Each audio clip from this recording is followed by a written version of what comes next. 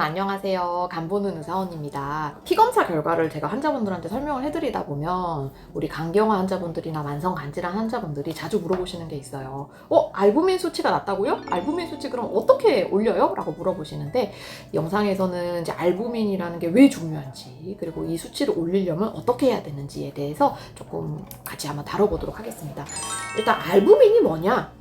우리 몸 안에 이제 단백질을 어느 정도 생성을 하고 있고, 이걸 이제 총단백이라고 하는 수치로 표현이 되는데요. 알부민은 특히 간에서 만드는 단백질 중에 하나입니다. 근데 이 알부민이 결국 혈액 내에 삼투압을 유지를 하고, 그 다음에 어떤 호르몬이나 약물 같은 게 들어왔을 때 알부민에 붙어서 전달을 해주는 그런 트랜스포터 역할도 해주고요. 그리고 이제 불필요하게 염증이 많이 있을 때 염증을 좀 조절을 해주는 이런 다양한 역할을 하고 있고, 알부민이 떨어진다는 얘기는 반대급부로 삼투압 유지가 안 되니까 이게 물이 밖으로 새버려서 복수가 차던지 아니면 다리가 붓던지 이런 증상이 나타나고, 염증 조절을 못하니까 몸에 염증이 많이 생기고 세균 감염에 취약해지고, 호르몬이나 약물을 전달을 해줘야 되는데 알부민 수치가 낮으면 그게 잘 안 되니까 똑같은 약을 먹어도 약 효과라든지 그런 게 좀 떨어질 때가 많습니다. 그래서 뭔가 이제 알부민이라는 거는 합성이 간에서 이루어지다 보니까 전반적으로 잘 못 먹을 때, 그러니까 영양 상태가 안 좋을 때도 당연히 알부민 수치가 낮기도 하고요. 아프리카 기아 생각하시면 될 것 같아요. 그것뿐만 아니라 간이 일을 잘 못할 때, 그러니까 간의 기능이 떨어져 있을 때도 알부민 수치가 떨어집니다. 그래서 저희가 이제 보통 의대 때 알부민이라는 거는 간의 합성능을 반영하는 수치다, 간이 뭔가를 만들어내는 그거라고 보통 가르치고 있어요. 그러면 이제 알부민은 보통 우리 몸에서 만들어져서 어디서 이제 쓰던지 요 두 가지 단계가 있을 건데요.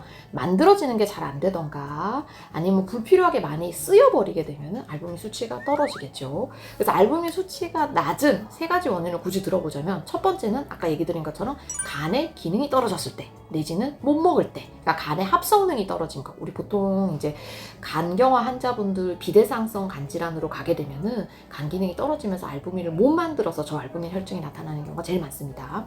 두 번째는 염증이나 감염 상태에 있게 되면은 몸 안에 알부민이 이제 그 염증을 조절하느라 많이 써버리게 돼요. 그래서 급성 염증이 심한 환자들의 경우에는 영양 상태나 간 기능이 좋음에도 불구하고 알부민 수치가 떨어져 있는 경우가 있습니다.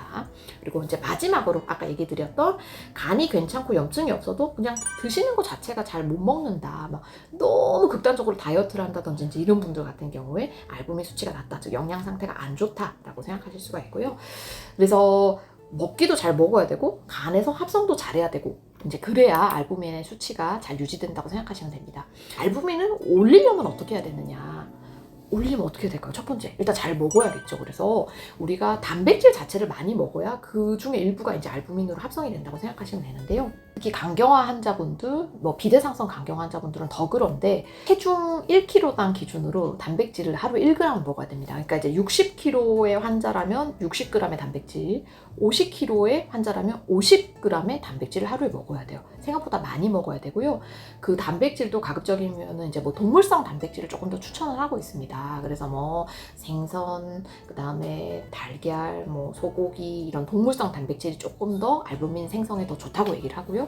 먹는 것만으로, 음식만으로 좀 충분하지 않다면 저희가 이제 처방을 해드리는 BCAA 합성제, 보충제, 리박트, 리렉탄 이제 이런 약들이 있는데 그런 거를 보조적으로 이용을 할 수가 있습니다. 두 번째로 염분을 제한을 해야 알부민 수치가 올라갑니다, 여러분. 이게 결국 저염식을 해야 몸에 붓는 거라든지 복수가 줄어들게 되거든요. 그렇게 되면 이제 복수가 있고 몸이 많이 부었다는 거는 그만큼 밖으로 알부민이 많이 샌다는 얘기예요. 그래서 알부민 손실을 감소를 시키려면은 저염식을 해야 알부민이 감소를 막을 수 있다. 그래서 두 번째 원칙은 저염식. 세 번째는 식사 자체 칼로리를 어느 정도는 먹어야 됩니다. 간이 이제 간경화 상태에 특히 기능이 막 황달이 있고 이러면은 기초대사량 자체가 간에서 쓰는 정도가 엄청 올라가 버려요. 그래서 평소 먹는 것보다 이만큼 더 먹어야 간이 회복을 할 수가 있거든요. 그래서 실제 제 환자분들도 보면 이 환자분들이 회복을 조금 하겠다 싶은 느낌이 들려면 살이 좀 찌십니다. 살이 좀 찌시는 분들은 간이 회복을 좀 하고요. 여전히 살이 안 찌는 분들은 계속 간 기능 상태가 떨어져 있는 경우가 더 많아요. 그래서 조금 살이 찔 정도로 전반적 칼로리, 그중에서도 단백질을 많이 먹는 게 조금 중요할 것 같습니다.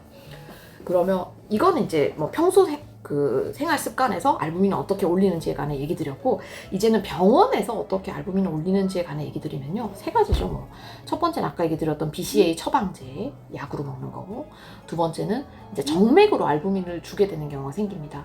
우리가 복수를 하루에 뭐 3리터 이상 뺀다든지, 아니면 뭐 간신 증후군이 왔다든지, 아니면 저희 복막염이 생겼다든지, 이제 이런 경우에는 저희가 예외적으로 정맥 알부민까지 이제 투약을 하게 되고요. 나도 그럼 정맥 알부민 평소에 맞는 게 좋지 않나? 아까 얘기 드렸던 이런 경우가 아니라면은 정맥 알부민까지는 보통 도움이 안 되는 경우가 많아서 특이한 인디케이션이 아니라면 굳이 맞진 않으셔도 됩니다. 나머지 분들은. 결론적으로는 간 기능이 좋아져야 알부민 수치가 올라가거든요.